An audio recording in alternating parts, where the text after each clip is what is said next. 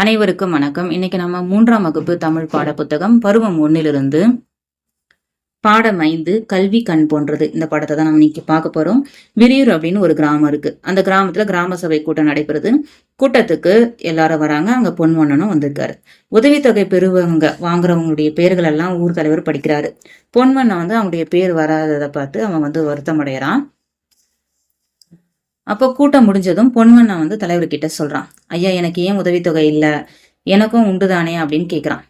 பண உதவிக்கு அப்போ தலைவர் கேட்கிறாரு, பண உதவிக்கான கூட்டம் பற்றி அஞ்சல் மூலம் தெரிவித்திருந்தோமே, நீங்க ஏன் கலந்துக்கல அப்படின்னு தலைவர் கேட்கிறாரு. அதுக்கு போன வாரம் அந்த அஞ்சல்காரர் கொடுத்தாரு, படிக்க தெரியாதால அப்படியே வச்சுட்டான் அப்படின்னு பொன்வண்ணன் சொல்றான். தலைவர் சொல்றாரு, என்னப்பா உங்களுக்கு தான் படிக்க தெரியல, ஆனா உன் பையன் தான் பள்ளியில படிக்கிறானே அப்படின்னு தலைவர் கேட்கிறாரு. அமைதியா நின்னான் பொன்வண்ணன். சரி பரவாயில்ல, உங்க பேரையும் நான் பட்டியலை இணைச்சி விடுறேன் அப்படின்னு தலைவர் சொல்றாரு. அப்புறம் பொன்வண்ணன் மிதிவண்டி பொழுது பார்க்குற கடை வச்சிருக்கிறாரு. தனக்கு உதவியா இருக்கட்டும்னு மகனை கடைக்கு அழைச்சிட்டு போயிறாரு. மகனுக்கு படிப்புல ஆர்வம் இருந்தும் அடிக்கடி பள்ளியில நிறுத்திடுறாரு. பள்ளிக்கு போவாம நிறுத்திடுறாரு. இதனால அவன் சரியா படிக்கிறது இல்ல. அன்னைக்கும் அவனை கடையில விட்டுட்டு தான் கூட்டத்துக்கு வந்தாரு. பொன்வண்ணன் இப்போ தன்னுடைய தவறை உணர்ந்து அதை நினைச்சு ரொம்ப வருத்தப்படுறாரு. அதனால படித்து என்ன ஆகிவிட போகுது, பணம் ஈட்டுவதுதான் முக்கியம் அப்படின்னு நினைச்சிட்டு இருந்தவரு இப்ப படிப்பினுடைய முக்கியத்துவத்தை புரிஞ்சுக்கிட்டாரு. நான் தான் படிக்காத ஆயிட்டேன், என் மகனாவது நல்லா படிக்கணும், வாழ்வுல முன்னேறட்டும் அப்படின்னு நினைச்சு வேலைக்காக இனி நான் என் மகனை பள்ளியை விட்டு நிறுத்த மாட்டேன், தினமும் பள்ளிக்கு அனுப்புவேன் அப்படின்னு ஒரு முடிவெடுத்தாரு பொன். இதுதான் இந்த பகுதி. இப்ப இதனுடைய கேள்விகளை பார்க்கலாம். சரியான விடையை தெரிவு செய்யும். முடிவு கூட்டல் எடுத்தார், இதை சேர்த்து எழுதும்போது முடிவெடுத்தார். உதவித்தொகை, இதை பிரிச்சு எழுதுனா உதவி கூட்டல் தொகை, அந்த இத்துன்ற எழுத்து இங்க வராது பிரிக்கும்போது.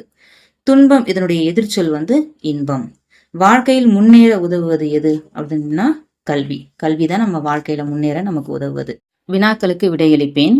முதல் கேள்வி, பொன்வண்ணனுக்கு உதவித்தொகை ஏன் கிடைக்கவில்லை? இது முதல் கேள்வி. இதுக்கான பதில், படிக்க தெரியாததால் பண உதவிக்கான கூட்டத்தில் கலந்து கொள்ளவில்லை, அதனாலதான் அவருக்கு உதவித்தொகை கிடைக்கல.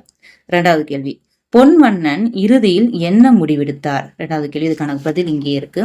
மகனை பள்ளியை விட்டு நிறுத்த மாட்டேன், தினமும் பள்ளிக்கு அனுப்புவேன் என்று முடிவெடுத்தார் பொன்வண்ணன். இதுதான் அந்த இரண்டாவது கேள்விக்கான பதில். அடுத்தது படங்களை உரிய சொற்களோடு இணைக்கிறோம். இது நூல், இதுக்கு இன்னொரு பொருளும் இன்னொரு நூலும் இருக்காது, அது நம்ம துணிகளை தைப்போம் இல்லையா, அந்த நூல்.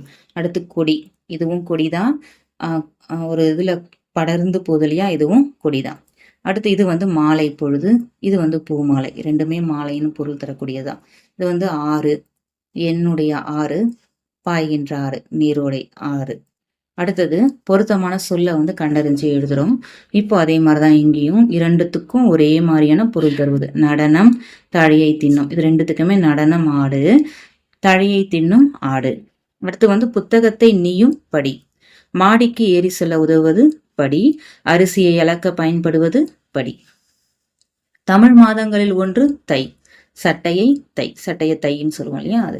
அடுத்தது நத்தையின் முதுகில் இருப்பது ஓடு, விரைவாக ஓடு. வீட்டின் கூரையாக வேய்வது ஓடு, வீட்டு கூரை மேல ஓடு போடுவாங்க இல்லையா, அந்த ஓடு. நன்றி.